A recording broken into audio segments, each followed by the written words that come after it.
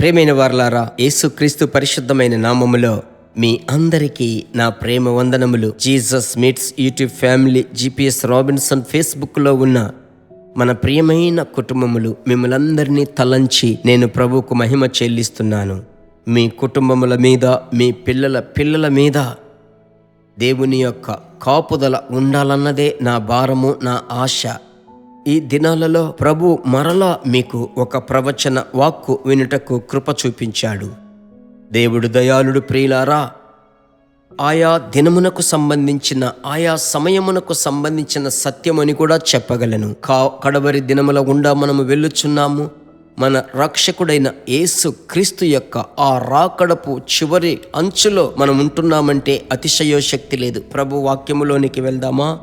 1 యోహాను 2వ అధ్యాయము 28వ వచనం. కాబట్టి చిన్న పిల్లలారా, ఆయన ప్రత్యక్షమగునప్పుడు ఆయన రాకడ యందు మనము ఆయన ఎదుట సిగ్గుపడక ధైర్యము కలిగి ఇండునట్లు మీరాయన యందు నిలిచి ఇండుడి.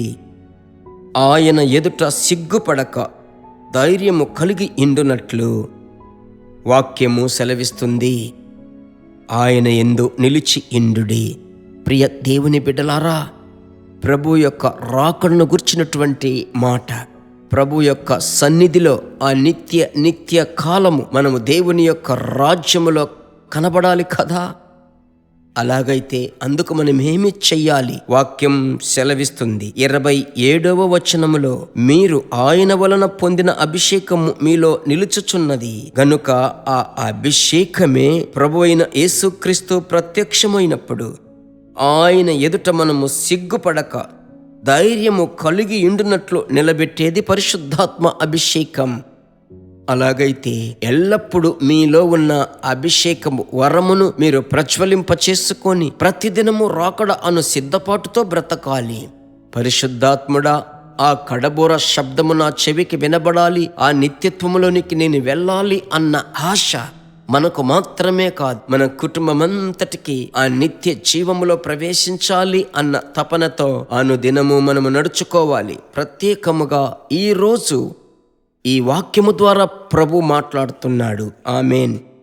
27వ వచనములో, ఆయన వలన పొందిన అభిషేకము మీలో నిలిచియున్నది. 28వ వచనం ఈరోజు చదివాను.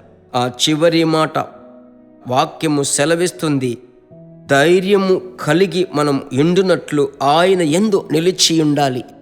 ఎలాగో సాధ్యం? అభిషేకము ద్వారా సాధ్యం. ఆ అభిషేకము నిలిచిండుటకు మనకు సహాయము చేస్తుంది. కనుక అనుదినము ఆత్మచేత నింపబడాలి.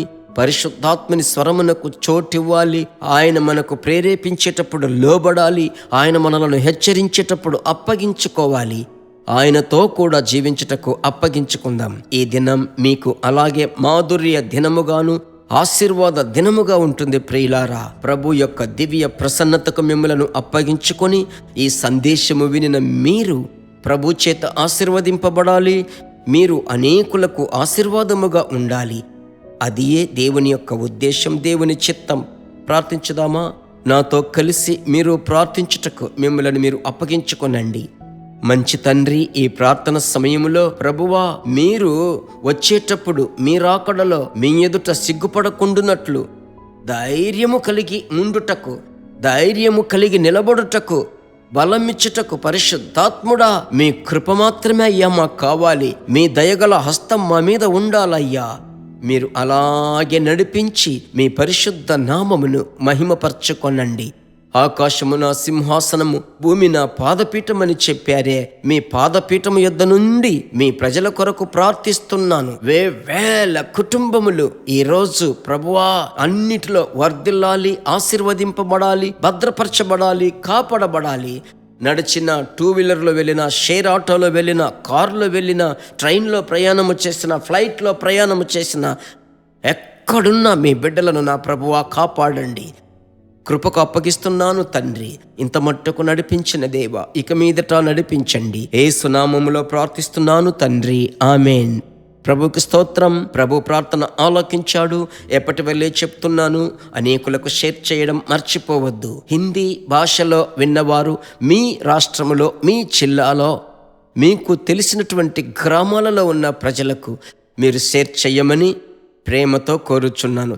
Thank you. God bless you. మైన దేవుని బిడ్డలారా, ఈ వర్తమానము మీకు మిక్కిలి ఆశీర్వాదకరముగా ఉందని మేము నమ్ముచున్నాము. ఇంకనూ మా వర్తమానములను విని ప్రభువులు ఆశీర్వదింపబడుటకు జీసస్ మీట్స్ మినిస్ట్రీస్ అను మా యూట్యూబ్ ఛానల్ ను సబ్స్క్రైబ్ చేయండి. మరియు మా ప్రార్థన సహాయముకై మీరు సంప్రదించవలసిన మా ఫోన్ నెంబర్ 9842528336 మరియు 7299546363. Email gpsrobinson@hotmail.com. ప్రభు మిమ్మును ఆశీర్వదించునుగాక.